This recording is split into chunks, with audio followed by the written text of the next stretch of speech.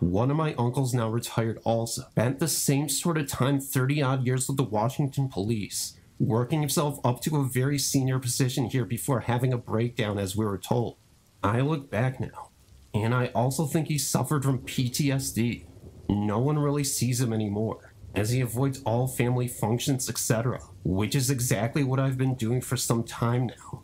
My dad used to work in the radio control room for the buses. I remember one night when I was 16, he was finishing a late shift when a call came in that someone had jumped in front of a train, so buses were needed to divert passengers. As he was on his way home, he said he would stop at the scene and let radio know. When he got there, the young man under the train was my brother's best friend. This kid, 18 years old, had basically grown up with us. Dad told my brother that he had died instantly, but he told me years later that he was alive and screaming in agony. He recognized my dad, obviously, and died in his arms. I know he has never been the same since. A year and a half ago, I was notified of my nephew's best friend. My son knew him well also, that he had been riding a dirt bike on the road and was hit by a four-wheel drive. All our boys at the time were 16. The next morning when I arrived at work, I was devastated to find our young friend on my theater list. I begged and pleaded with my seniors and then my manager to please not make me work on him. I knew he was touch and go. They refused to relocate me, despite it being a breach of policy. Oh, I spent the whole day crying while I worked with a very sympathetic anesthesiast. The young boy did survive, but he had massive head injuries, C1 and C5 fractures, and is now a ventilated quadriplegic for life. One of hundreds of devastating too close to home stories that quite obviously led me to where I am. The saddest part is that my department had the most loyal and dedicated technician ever, and they not only ruined me by providing absolutely no support, but they also robbed the patience of someone that actually cared and loved their job. Thank you for reading my rambles. Different things just come at any time they want. Last night at 1 a.m., my fiancé and I were wretched from sleep by a loud crashing noise. After 2 seconds of consciousness, I heard more loud noises, like the crashing of the lavalier blinds from upstairs in our 2-story loft in downtown Houston, Texas. I knew now that the noises were coming from upstairs, the living room. I grabbed my Glock 26 that I kept holstered in my nightside table. My 1911 Caspian lives in the gun safe. My hand was shaking badly as I attempted to unholster my pistol. I told myself to slow down and stop shaking and unsheath the gun, and I did. As I rounded the corner to go investigate the noises, I told my fiancé to stay downstairs, beneath the very thick 3-inch wood flooring that separates upstairs from the downstairs. As I came to the bottom of the stairs and I looked up, I saw a man halfway through my window, attempting to climb inside. The noises I heard were the lavalier blinds. I screamed at him in my most authoritative voice that I was armed and would shoot if he continued to try to come into my home, and that I was in fear of my safety and the life of my fiancé. In Texas, it was already a justified shoot. He was attempting to break into my house at night. Justifiable deadly force. I had my finger on the trigger. I was ready to shoot. I told him the only way that he would walk away with his life was if he backed out of my window immediately, and if he did anything else that I deemed a threat, I would kill him. Loudly, I might add. He was saying something to me, but I could not really hear him. I could not go upstairs, as my stairway ends within 3 feet of the window he was attempting to climb into. I didn't want to go anywhere near him. Had him in silhouette, and I was in complete darkness as far as I was concerned. He could not see me, but I could see him perfectly. All 3 green dots centered on his head and chest area. I told my fiancée to call 911. She did so. I'm underneath the stairs. I never took my eyes off of him. The situation was further complicated by the fact that I did not know if anyone else had slipped into the home before him. Oh, I did not know if anybody else was in the apartment upstairs. As we were at a standoff, I started to climb 2 or 3 stairs to make sure I had a good angle on him. Well, that is what I'm telling myself now. But at the time, I do not know why I did it. But in doing so, I had opened myself up to anybody else who could have shot over the low wall down at me. Bad mistake on my part. Well, after 2 to 3 minutes, the guy backed out of the window and disappeared. It was a good 10-foot drop. I cautiously approached the window to see where he went, and he was gone. The police showed up about 20 to 30 minutes later. During that time, Diane, my fiancée, and I were going over what had happened. As the adrenaline subsided, I started to remember more of what he said, starting with, "Oh crap, this isn't my apartment." Then he said, "Hey man, give me a hand, do me a favor and shoot me in the head." Well, now that all these little snippets of info had come into my mind, I am now pretty sure that this was a drunk neighbor trying to get back into his apartment, probably because he had locked himself out. But that was my theory. What really happened was actually even more sinister and wild than that. After the cops left, I went and spoke to some neighbors that had witnessed the whole event from that outside. They were out on their balcony drinking at 1 a.m. They had thought that it was us, and that we were locked out. They thought nothing of it, and neither did any of the other neighbors who were out there walking their dogs. Go figure. Now get this. Remember when I said that it could have possibly been a drunk neighbor? Well, neighbor part was right, but let me give you a rundown on what actually happened. This man that invaded my home was a patient in the emergency room of the hospital I was working at as a first responder. Yes, this was my neighbor. That's right. This man somehow managed to escape the ER, run back home, and get to my house where I essentially lived, with seemingly no rhyme or reason other than the fact that when he was initially brought into the ER, it was due to dementia-related illness. Now, the man wasn't even elderly. He had boxed as his profession for years, and I guess developed dementia, and had a hallucination at the time. I lived about 2 minutes walking from the hospital, mind you. When I got back to work, I was furious. I wondered how did they even let that happen, and he managed to leave the ER. I guess nobody had paid attention. My own story involving police involvement is pretty wild. It happened on a January night in 1991, colder than the dickens outside. We live in the woods at the end of a semi-private road. Our nearest neighbor is a weekender who comes up irregularly to ski. About 10 p.m. on this particular Friday night, I was getting ready to go to sleep. I was in just my underpants and happened to look out my bedroom window. The neighbor's place is about 1/4 mile away, down a bit in elevation from our home. With the leaves down, I could see the lights blazing down there at the neighbor's. Didn't think too much about it until the phone rang. A minute or two later, it was the neighbor lady. She said they had just gotten in from Pennsylvania and evidently scared a burglar out of their home. The burglar had broken out a back window sash to get away, and the heat hadn't come on yet as it was only a few minutes earlier. I got a pair of moccasins on, grabbed my Ithaca Model 3712 gauge shotgun, and headed for the basement. The kids were very small, so I kept the shells and cartridges for my guns in the shop in the basement. While in the basement, I took down the barrel of the Ithaca since I hadn't fired it in a long time and ran a brush through it. I had just put the barrel back on the Ithaca when a flashlight shined in my basement window on the darkest side of my house. That side backs up on 80 acres of woods, which then abuts state lands. My heart went into overdrive and it felt like hose clamps around my chest. The shells were clear over a high shelf. I figured the only thing I had left was bluff. I moved to get the heating boiler between me and the window, dropped down behind it, and drew a bead on the window. I also snapped up the forearm as though jacking around into the chamber. I let out a yell, and at first, my voice would not work. I yelled out, "Freeze, or I'll blow your head off." By the time I finished that yell, I was roaring. The next sound I heard was, "Police officer, put the gun down. Put your hands in the air." Now, the Monday morning quarterbacks all say, "How do you know it was a cop?" I did not want to take a chance that it was a cop who got jumpy and pulled the trigger if I didn't follow through with the orders. There are plenty of stories about people who made the wrong move or were slow in responding. Then I yelled back, "I'm the owner of the property. The gun is down." The cop then hollered, "Go to your front entrance and come out with your hands on your head." This struck me as idiotic on the cop's part since I could go through the house and get another gun.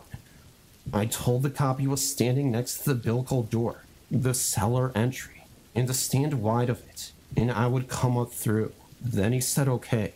I started up through the bilko door and ducked low, keeping concrete between me and the cop, banging on the door and hollering that I was going to open it. I opened the door slowly and carefully brought my hands onto my head as I walked out into the night. Sure enough, there was a town cop there, and he had a two-handed grip on his pistol, aimed right at me. Then that's when he looked up and down and said, "You're undressed." I said the immortal line, "No crap, Dick Tracy. I told you I live here."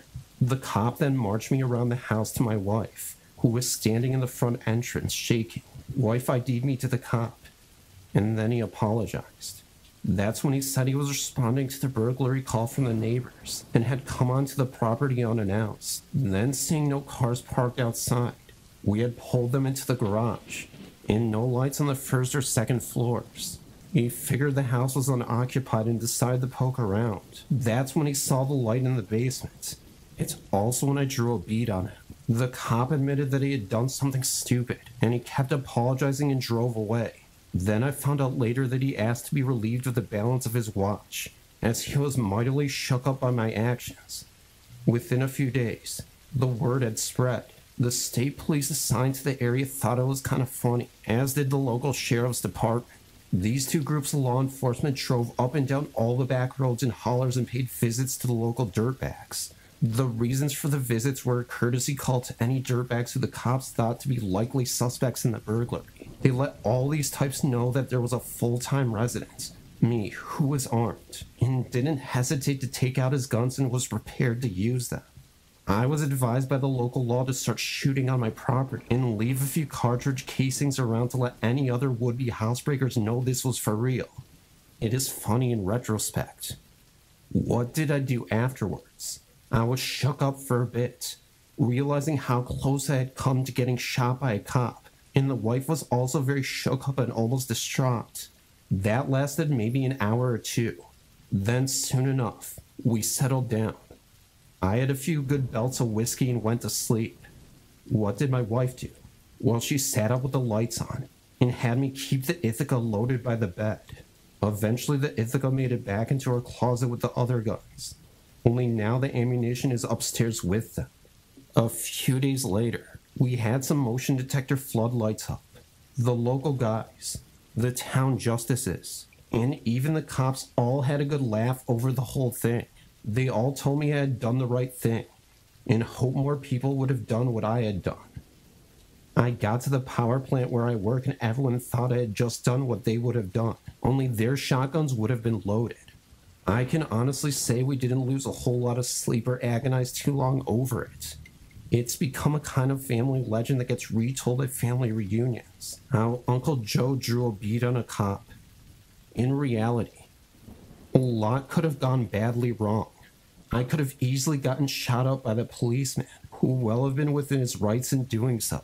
For all I knew, I had drawn the bet on him, though I still do not hesitate to load my shotgun and head out with it if I hear something suspicious around the home.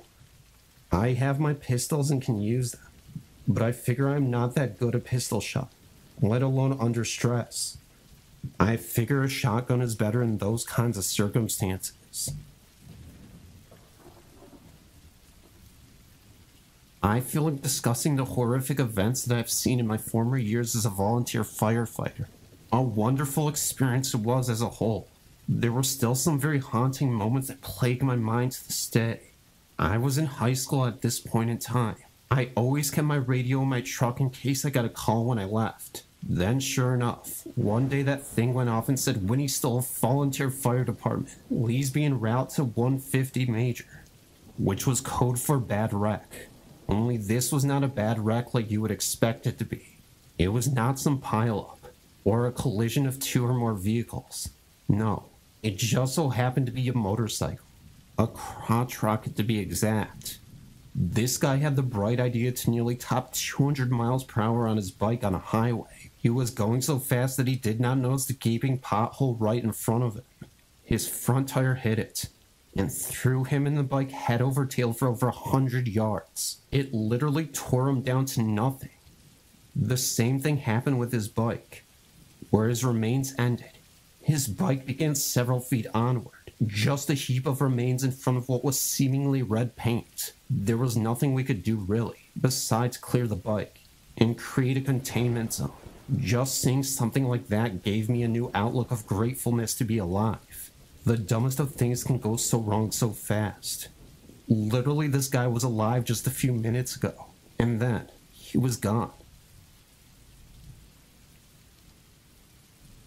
I had two experiences in my 29 years that involved my safety and were inexplainable, but both so intense. I remember them both like it was yesterday, and here is one of them. I was off duty at Armed, which wasn't my norm, walking through a small strip mall, maybe 6 to 7 stores small.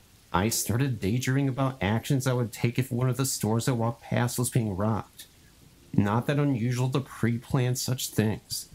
But then the feelings got super intense, as if it were going to happen, to the point I unzipped my fanny pack, I'm dating myself here, and gripped my firearm, in case I needed the quick draw.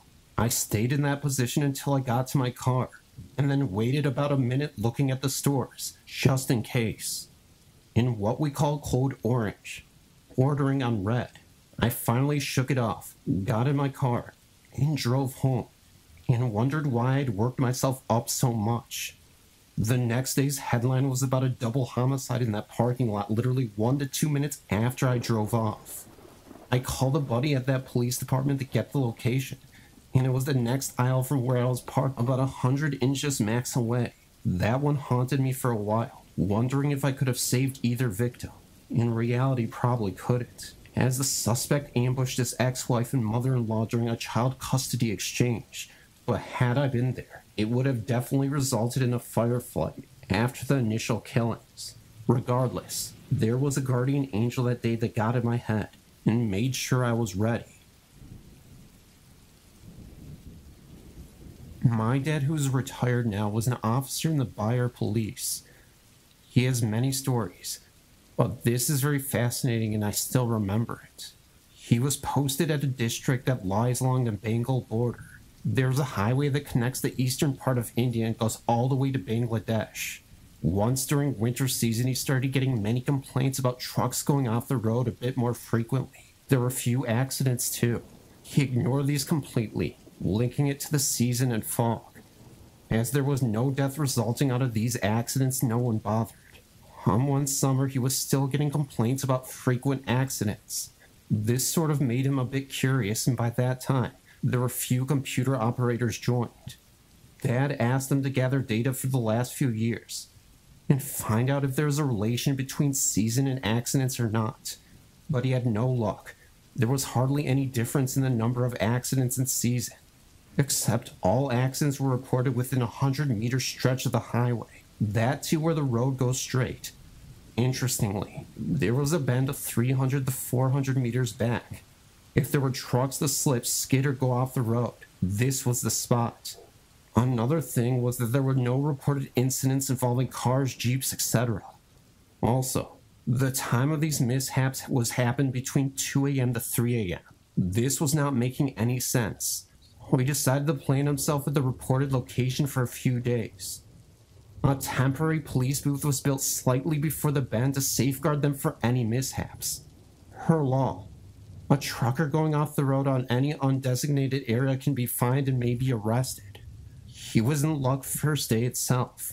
A truck went off the road at the same spot when his juniors brought the driver for questioning. Driver was drunk, and he was of no use, and said he does not remember and may have dozed off. These were the expectations as well from the police perspective. But over the next 15 days, there were more than 20 incidents, and almost everyone had the same explanation.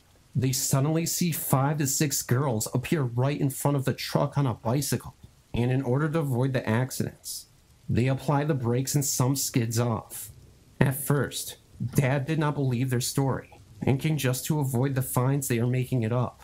But when almost everyone told the same story, he had no option to accept it. Later, he did search for old case files for that area, and surprisingly found that, at the same spot where accidents are reported, an actual accident had happened long back, where an overspeeding truck had mowed down a few girls on a bicycle. Very early on a winter morning, my colleague Pete and I were trying to stay inside the patrol car, and out of trouble. We were halfway through a week of night shifts that had turned up a dead body on a bus, hooked on his vomit, falling asleep on the rear bench. A long dead body at the Bull Inquiry, 2 inches of dead flies up against the inside of the window. We had just dealt with a 2-month-old baby left alone with 2 bottles of milk, while his mother got pimped around the rougher clubs in Dalton. He'd been screaming since 9 p.m. when the neighbors called out at midnight, and we hoofed the door in. The mother and her madam had turned up at the nick, kicking off and demanding the kid around 2 a.m. He and I expected quite a bit of energy getting to the cells. We go back out at the end of the witching hour, 4 a.m. Our skipper promises us the easy stuff, and we get a routine call. Woman heard screaming in street, with a general location of a tower block not far from us. We get this call several times a night. Most time an area search reveals nothing. Sometimes it's amorous foxes or loud TVs. We get this a lot with gunshots. People in tower blocks with movies with headphones so that they could turn the volume right up on action flick. The headphone lead gets accidentally pulled out. What an eruption of calls shot heard. But you never know, and can guarantee at least once in your career it will be something. In Hackney in the early 2000s, that could be a couple times a year. We find the block and it's L-shaped. Open-air balcony landings with 3 stairwells, one at each end and another at the junction. We go up the first stairwell 8 floors, not even the usual rough sleepers. Very quiet. We look down each balcony, then cross to the middle. We plan for one of us to go down each remaining stairwell. A foil to our plans. The balcony had been sealed off with expensive-looking double glitzered partitions, so we had to go back down to ground level. This meant we had to climb the last stairwell again, all 8 floors. We don't even know if this is where the screaming was heard.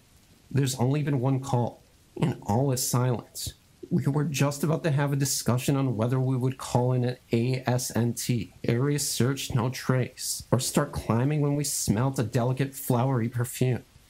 It wouldn't have hung around so long. Well, we start climbing. On the 4th floor, we saw blood dripping down the stairs. Calling for more units, and climbing a bit more tactically. We couldn't smell perfume anymore, but on the 5th floor, wedged upright behind an emergency panel, the body of a young lady. She had been stabbed several times around the face and neck. A large amount of blood was slowly draining out of her skull and making its way downstairs. As our colleagues are cordoning off the building, we find the victim's purse and driver's license. She has an address on the next floor. We knock, and eventually a sleepy flatmate comes out and confirms the victim lives there. With the detectives questioning the flatmate, we search her home and find a bottle of the exact perfume we smelled downstairs. The victim lives alone, but has a Russian boyfriend who flatmate has a bad feeling about. One of the detectives used to work at Heathrow and expedites a trace on this guy's passport. The first flight to Moscow is in about an hour. We return to the station to write up our evidence. As we're going off duty, the detectives tell us the boyfriend was kicked trying to board that first flight to Russia. Bloodied wet wipes were found in a bin near his car, with a bloodied overcoat, where he had vigorously cleaned himself before abandoning the lot in the far reaches of a car park. Kate and I attended the coroner's office for the autopsy. The coroner said that he had died almost instantly, at least 4 hours before we had found her. We asked about the perfume, and he said no trace was found on her. So who smelt of perfume? And who screamed less than 5 minutes before we found her? Everyone in the block passed the alibi and altitude test. No one admitted seeing her or screaming. The call came from a mobile at the night bus stand across the street. All they heard was a scream. It's possible she was wearing the perfume and we just didn't smell it after we focused on the blood. But the coroner looks for stuff like that and said she wasn't wearing any. Even then, he must have applied it when she left the house for work the previous morning, as the bottle was still inside her bed, so it shouldn't have been so strong as to carry down 5 flights. It's possible a rough sleeper found her, screamed, and ran. But they know if they witnessed something like this. It's a guaranteed couple of hot meals back at the Nick, and pick of the lost and found, for shoes if they help us out. Nate and I awkwardly avoided talking about it for a while, but a few days later got called to a person's on burglary. There was someone crawling around a cellar, says old lady occupant. Another ASNT job. We climbed down the stairs with Pete in front, with his baton extended and torch out. He brushed a plastic bag of old clothes which started to fall against the back of his shoulder. Pete spun and gave it the most tremendous and prolonged battering. I got to use the great Vatican quote, "Whoa, whoa, whoa. Nice shooting, Tex." The old lady shouted down, "What is it?" I replied a ghost. He looked like he was going to thump me. The old lady said, "If it's my Sydney, ask him if he gave the wood-edged bowl to his cousin Janice." The old lady shouted down, "What is it?" We had absolutely no value for the rest of the day. Our skipper sent us home. We were just strapped with the giggles and chills. Welcome to the end of the video. Would you please celebrate the Thanksgiving or holiday or whatever you're doing right now? And please give me a comment, like, share, and subscribe. If you don't, I'll probably be sad and cry. Because, I don't know. Guys, I really appreciate you doing me a solid by giving me a like, commenting, sharing this across all social media because my numbers are kind of down. And, you know, it'd be nice to, you know, get a little bit of I don't know what I'm saying. But anyway, guys, I really hope that you're enjoying the holiday season. I hope that everything is so great for you. I'm really appreciative. I'm doing something a little bit different here, guys. Love you.